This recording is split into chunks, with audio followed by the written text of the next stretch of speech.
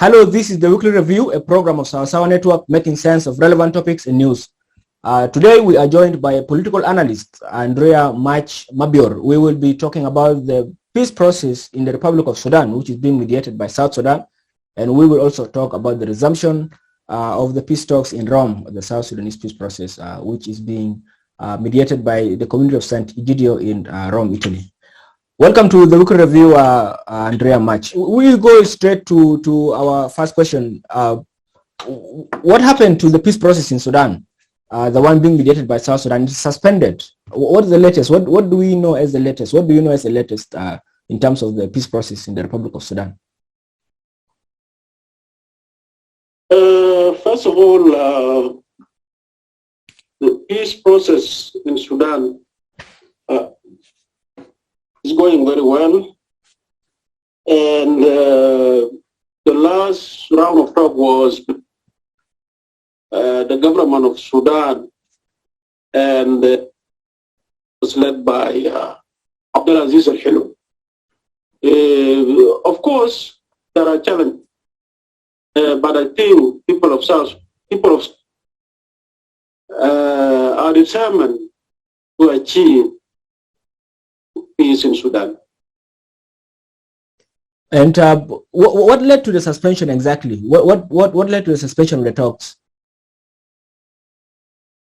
Of course, there are challenges when it comes to implementation of the peace, the entire Sudan peace.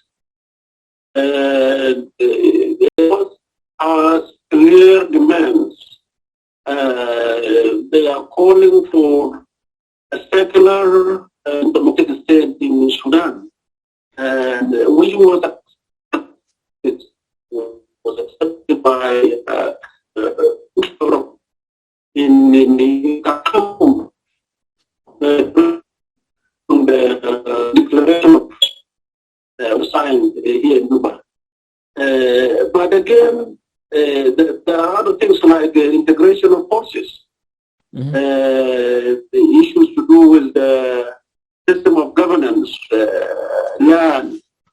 So there are a lot of things that are ahead. But I think they have agreed on almost 80% of the issues. But the most burning issue is the issue of relationship between the religion and the state in Sudan. And this has been the biggest problem since the independence of Sudan in 1956. And this is what led to secession of South Sudan, the issue of identity of Sudan. So these are some of the issues that are seen. Well, while some of those issues you mentioned continue to dominate the discussions, and like you said, 80% have been agreed. How about the one that have agreed, those parties that already agreed with the government and they joined the government in Khartoum, and they're implementing that agreement that they signed in Juba? How are they going forward with the implementation of that agreement? As we also look into the discussion with those of forces of Al-Hilo, Abdulaziz Al-Hilo.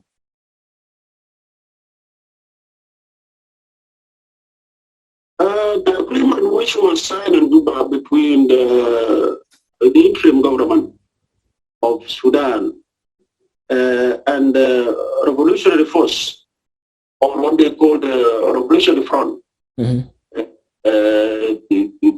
was actually, they have started the implementation of the agreement. Those of Malika Agar now are in the Sovereign Council in Khartoum. So the implementation of the agreement is going well. But again, there are challenges, big challenges. One of these is the issue of the integration of the armed militias or the rebel groups in the Sudanese army. There is no unified military doctrine in Sudan. So there are challenges, even inside the government itself, the government of Sudan. there is a very big misunderstanding between the Sudanese army and the forces of Community, the rapid response forces. So I think the issue of integration of forces is one of the burning issues, but with the determination of the people of Sudan, they will be able to iron out these things. One thing that I would want to mention is this.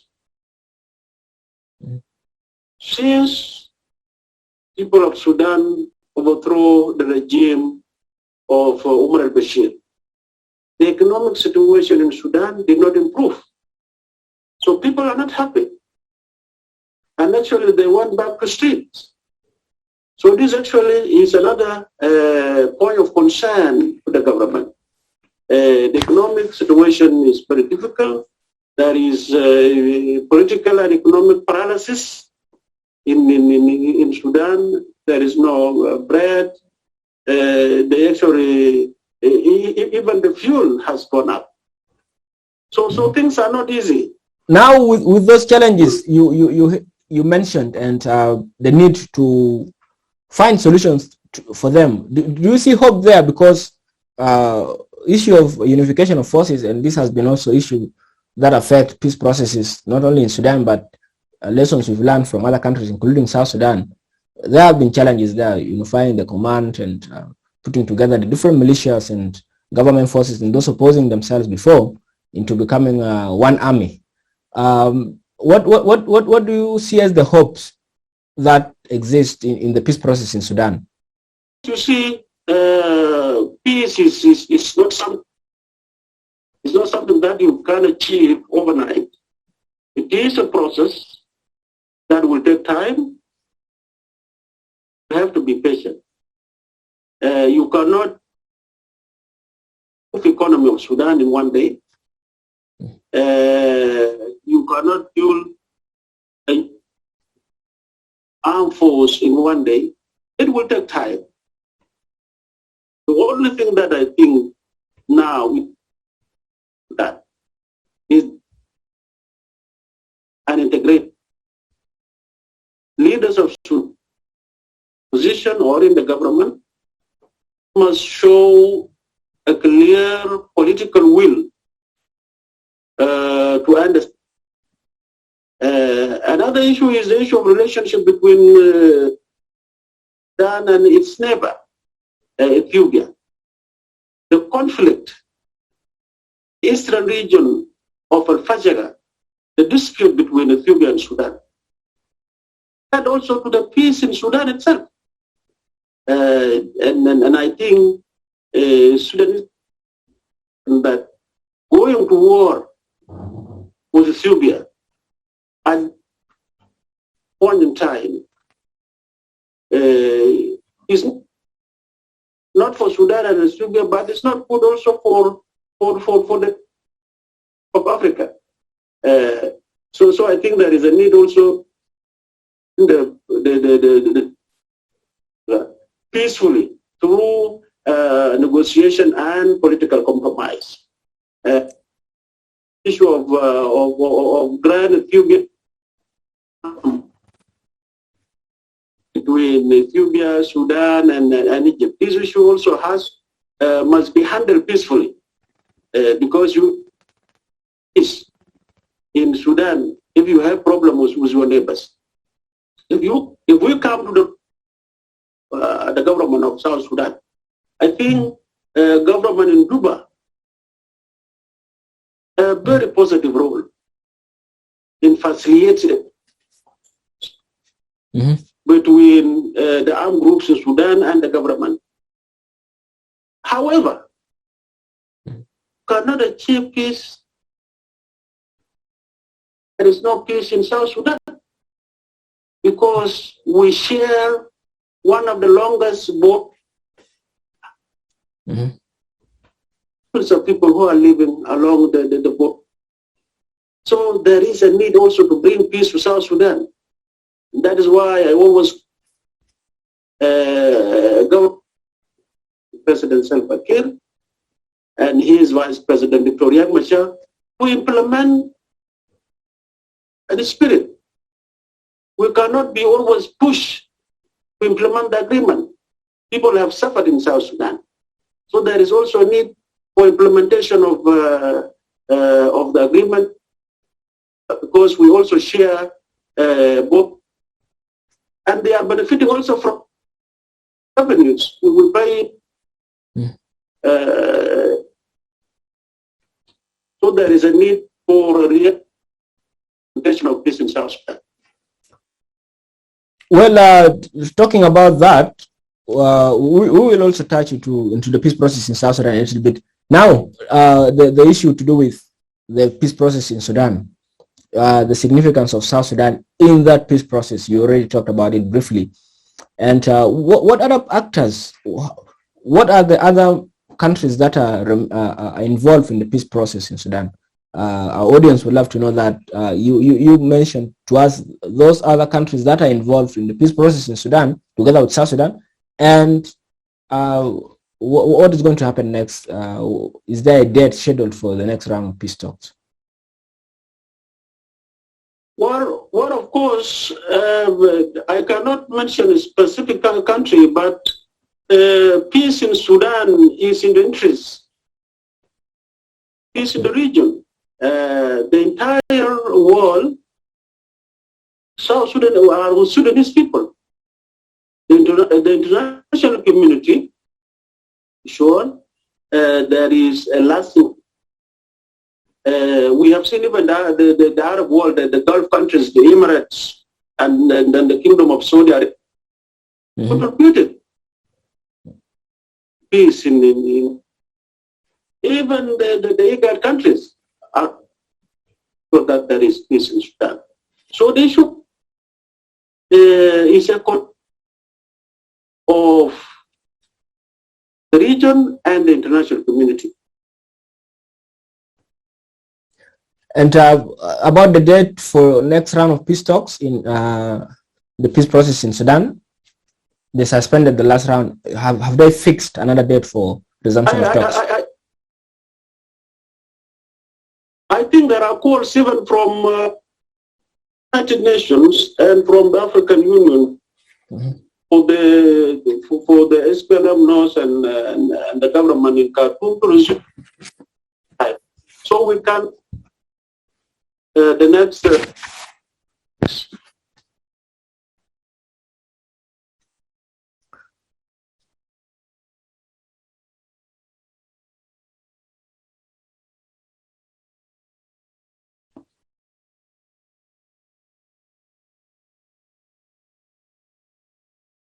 Hello? Yes, I'm hearing you. Now let's move on to the peace process in the Republic of South Sudan, the one that has resumed this week, being mediated by the Community of San't Egidio in Rome, Italy. So far, the talks is ongoing still. They have not come up with the resolutions. We've seen that they said they are going to discuss some of the declaration of principles that was signed a few months ago in Naivasha in Kenya with the government and the Soma faction led by General Paul Malong and Pagan Okech. What do you have to say about that process that has just resumed? Well, of course, what is not different from the revitalized peace agreement. What we want in South Sudan, inclusive peace that will bring everybody on. Those of Agana Moon, General Malongawan, they are sons of South Sudan. And they have their supporters. And that is the thing, I think, for them to be part of the peace process in South Sudan. Because what we want here in South Sudan is not a peace that will be signed with few groups and then we leave the rest out. So I think that is a good thing. When people hear that they have started the negotiation, that is good. But the biggest problem was us in South Sudan. It's not agreements. How many agreements that have been signed in South Sudan? Our problem in South Sudan is the issue of political will to end the suffering of people of South Sudan. The biggest problem, even the agreement which was signed in Khartoum, the revitalized peace agreement, is not implemented now. It is very slow. So I call upon leaders of South Sudan to feel the suffering of the people of South Sudan and try to implement the agreement so that we start the process of state building and nation building. And we start the process of national healing and reconciliation. So that people who are in the neighboring countries, refugees who are in northern Uganda, those who are in Kakuma in Kenya, those who are in Kumbela in Ethiopia, those who are in the Darfur region in Sudan. Some actually have gone as far as Egypt. Those people have to come back. Now, with the resumption of talks with the parties, one faction of Soma, and there's another faction of Soma also, this has been going for some time now. Another round of talks coming, another round of talks going. And do you see there's hope that one day there will be lasting process that is all-inclusive, and then that can also allow the people of South Sudan to be able to transition the country into peace and to vote their leaders through elections and another peaceful means? What can you say about that? Do you have some hopes that this is going to happen anytime soon? Well, I think, of course, we have to be optimistic. The issue of forming different parties, disagreeing, defection, that is not a solution to our problems.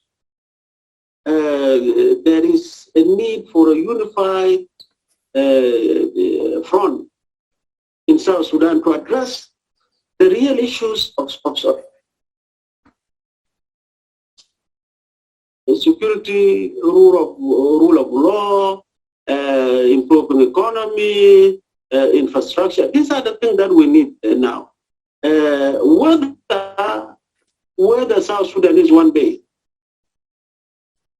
will have a political will, or whether a politician will have a political will to end the suffering, is a very difficult question to answer. The only way that we can improve South Sudan is through election. But now, how are we going to reach that election? There is no census. The unified forces are not graduated. So many things are still behind.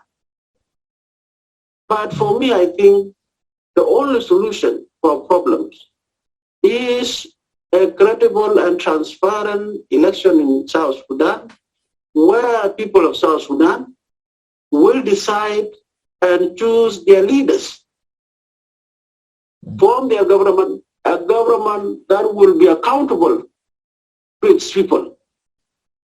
But we cannot achieve that if the peace agreement, the revitalized peace agreement, is not implemented. Well, thank you for that contribution, and give us your final thoughts as we end the program.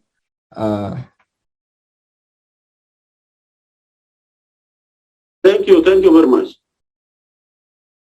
Your final thoughts, your conclusion, like what would you like to end your conclusion, and then we.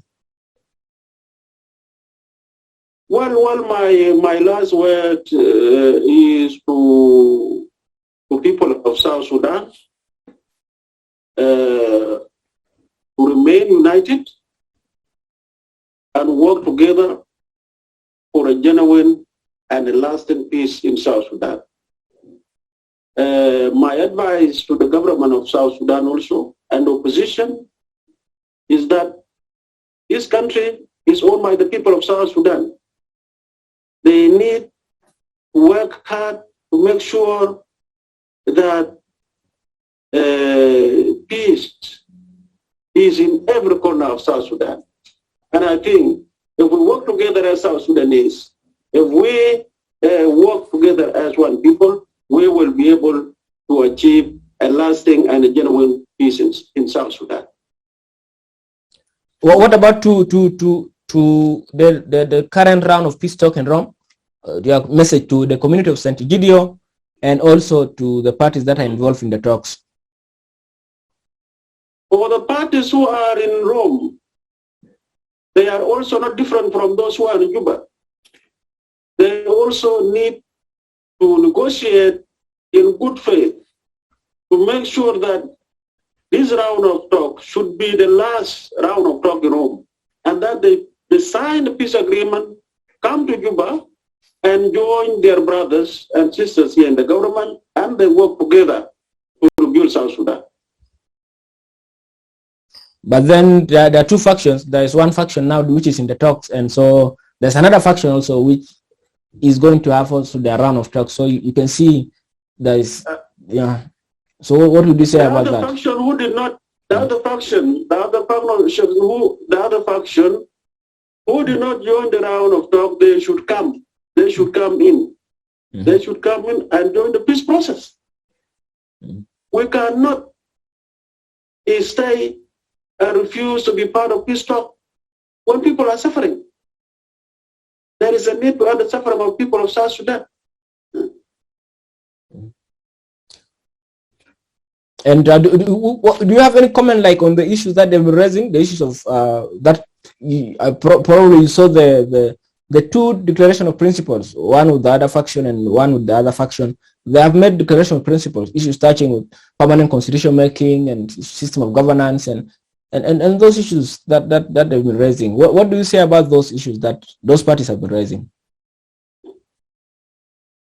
You see, the issue of the permanent constitution making process is in the agreement that was signed in Khartoum. This is not something new. How do you make a permanent constitution if you don't come and join the peace agreement? How do you do that? They have to join the peace agreement. Sign. The issue is not even a new agreement, as I've told you. Our problem is not signing a new agreement. The agreement which was signed in Khartoum, the revitalized peace agreement, is a very good agreement. It's a very good agreement. Our problem is a political will to implement the agreement. Mm-hmm. So in actual sense, you don't need to sign any new agreement. This agreement can transform South Sudan to be a peaceful and democratic state.